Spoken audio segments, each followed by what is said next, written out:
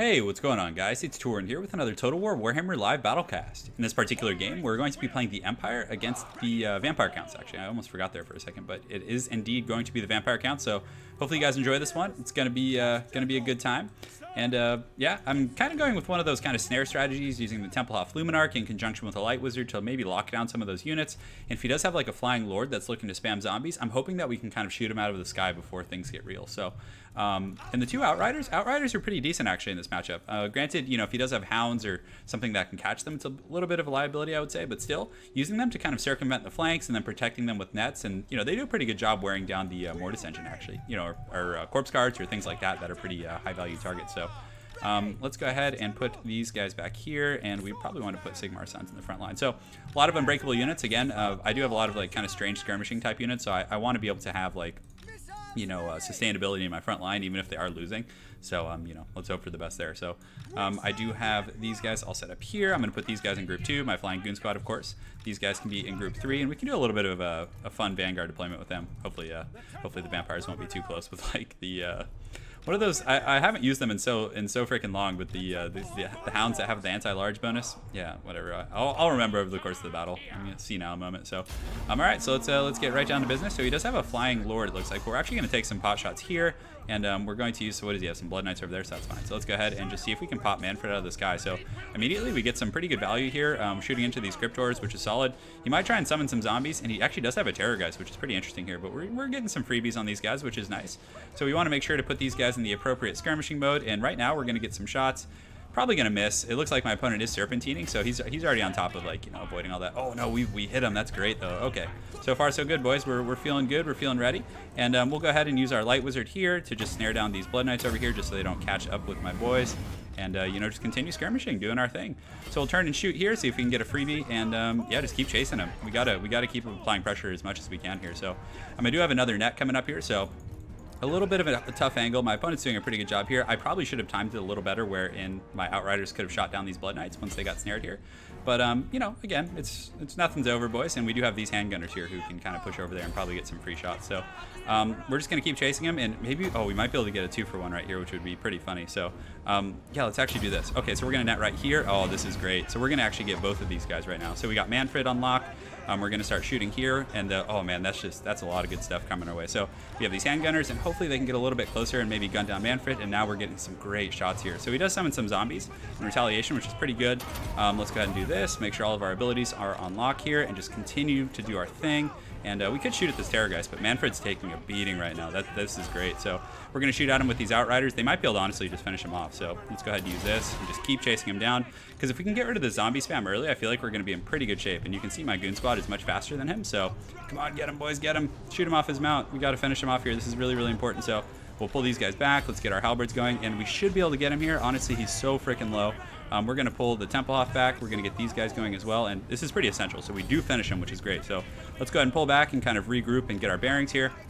We're going to get our Outriders going, and hopefully these halberds can actually intercept these Blood Knights, which would be great. So we got to get out. The zombie spam's real. Let's go ahead and cast an overcasted net like on this kind of big pocket of troops right here, and hopefully that can like lock some of these guys down. Oh, I kind of just casted that a little bit, but I'd say okay, guys. It looks like we're going to get some troops. Yeah, we got like one unit there, which was pretty sad. So let's pull these guys back and just go ahead and start looking for other targets. So I believe he does have a Terrorgeist over here somewhere. So we're going to get these guys all engaged here, and let's actually try and finish off these Blood Knights if we can. It looks like he is getting a little bit of fancy footwork over here. So actually, I think, you know what, we have enough troops here to deal with that. So we'll switch the handgunners onto these guys. We'll get the Templehof kind of parked back here. Let's go ahead and just pick off some, like, you know, sovereign units in the front line. So we just have some Graveguard here. So let's go ahead and just jump those guys and see if we can get some good value there. So right now we have a pretty healthy firing squad, just putting these guys down. Oh my goodness, that's some good stuff. We're going to get the Templehof shooting at that the freaking Terrorgeist over there. And I think we should be able to crumble these guys. They're really low, and they're just taking massive gunfire here. So he does have some skeletons coming around the back here, which is a little bit problematic, but honestly, I'm feeling pretty comfortable.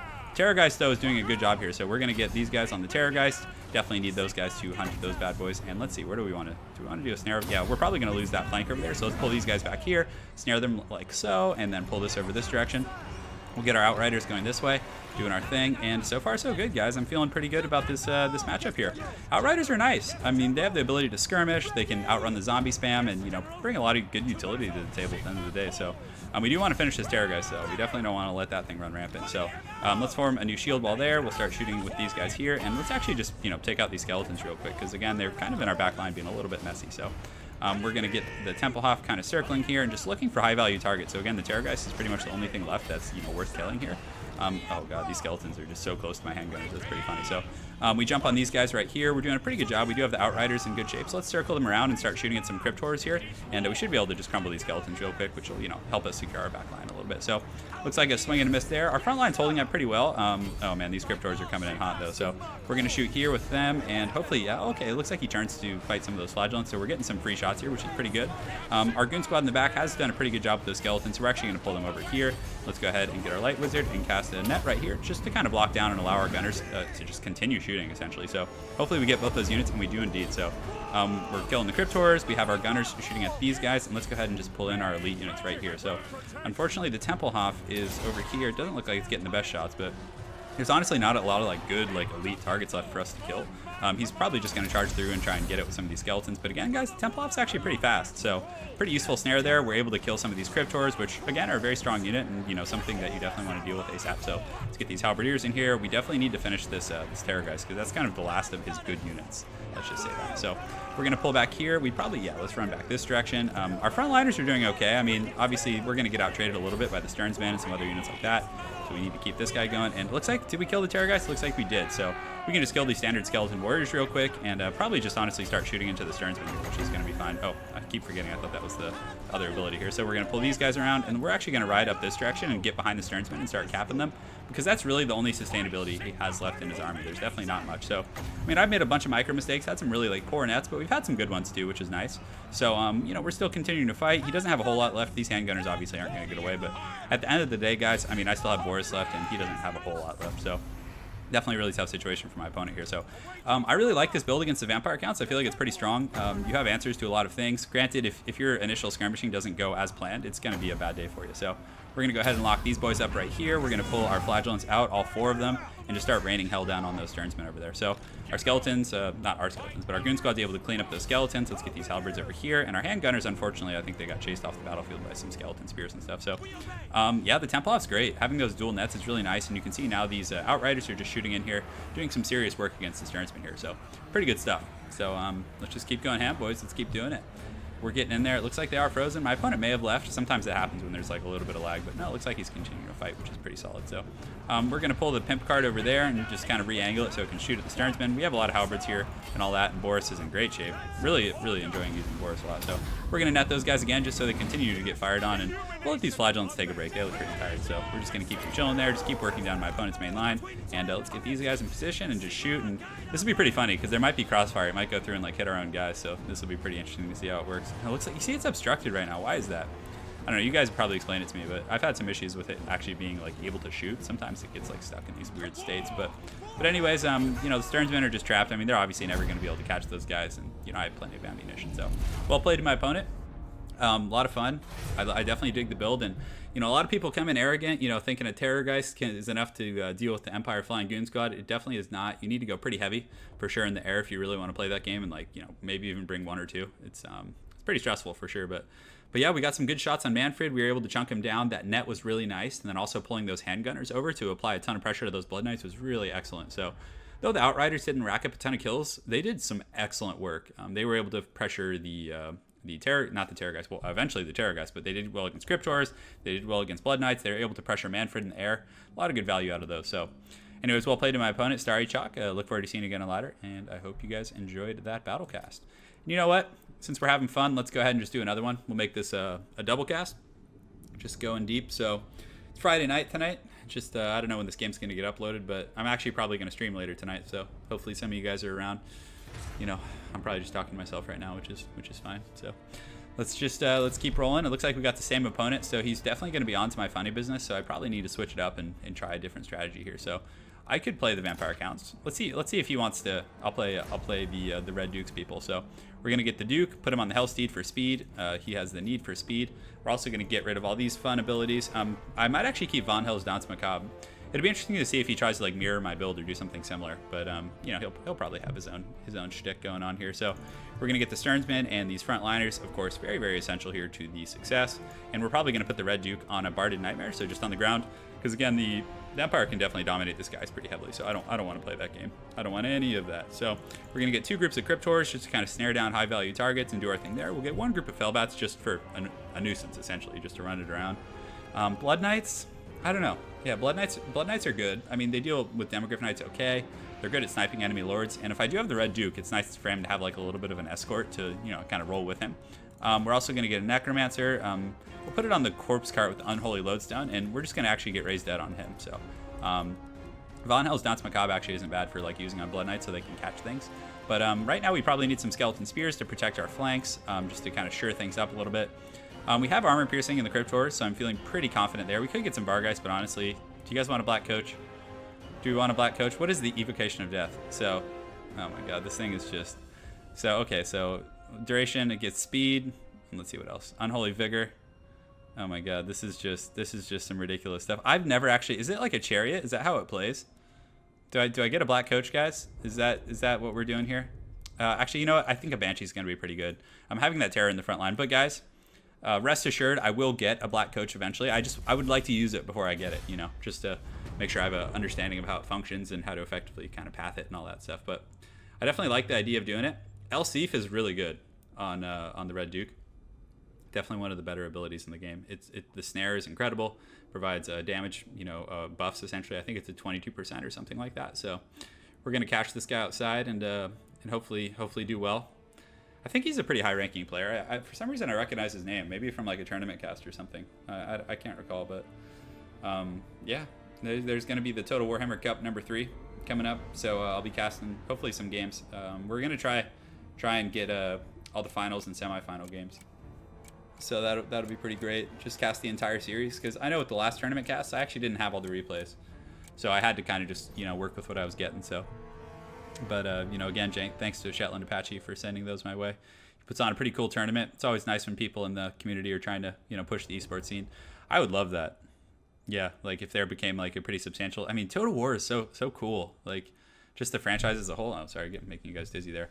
But yeah, man, it would be cool if it was more of an esport. But granted, balancing is really difficult, you know, with these type of games. So that's, you know, that's one of the staples of esports is balance. So it's, you know, it's just another variable, I suppose.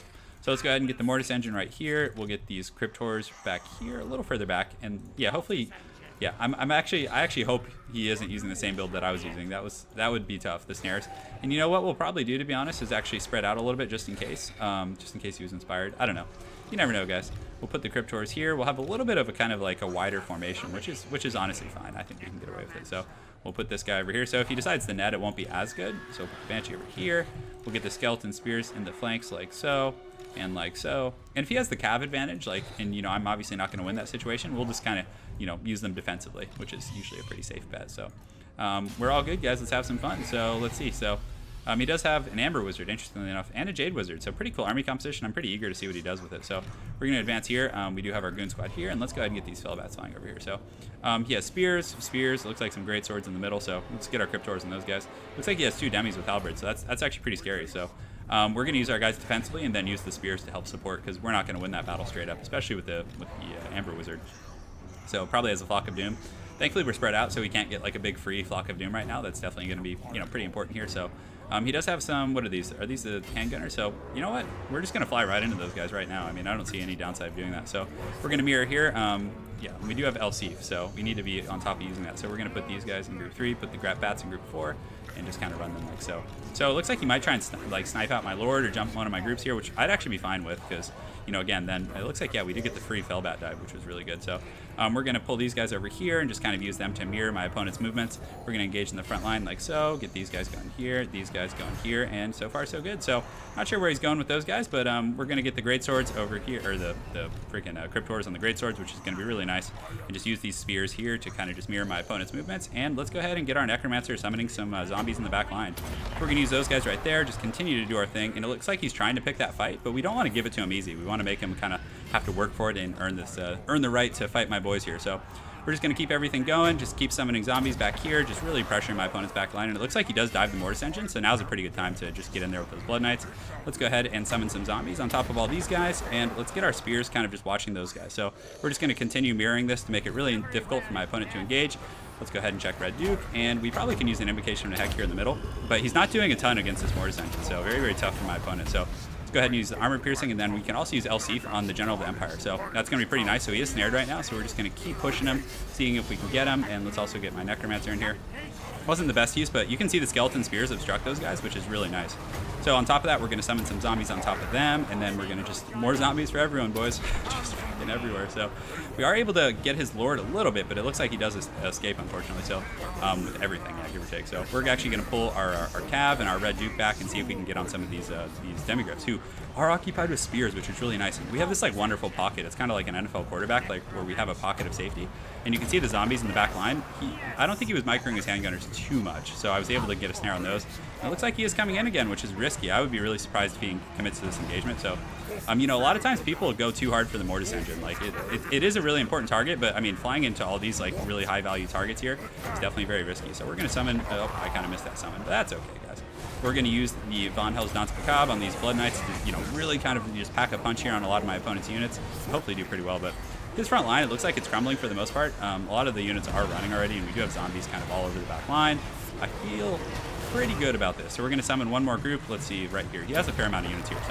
So the Blood Knights are doing good. I think it's time for another Invocation of the Heck. We're just going to use this right here. And unfortunately, some of the handgunners did come back, so let's just go ahead and send some zombies over there. That Invocation of the Heck is really nice. You can see the General of the Empire is taking the beating. All these other units here are definitely not having a good time. So he's going a little hard for that Mortis engine, and I'm tempted to like run with it, but I actually like the fact that he's like sitting here taking all this damage, because again, these units are probably going to die. So we'll path out and just maybe see if we can like go up and around a little bit, or we can just actually even go for, you know, any of these. So it looks like he is retreating now, so that was fine. So sitting there actually wasn't a bad idea, and just look how like entrenched they are, but unfortunately they're still able to push through.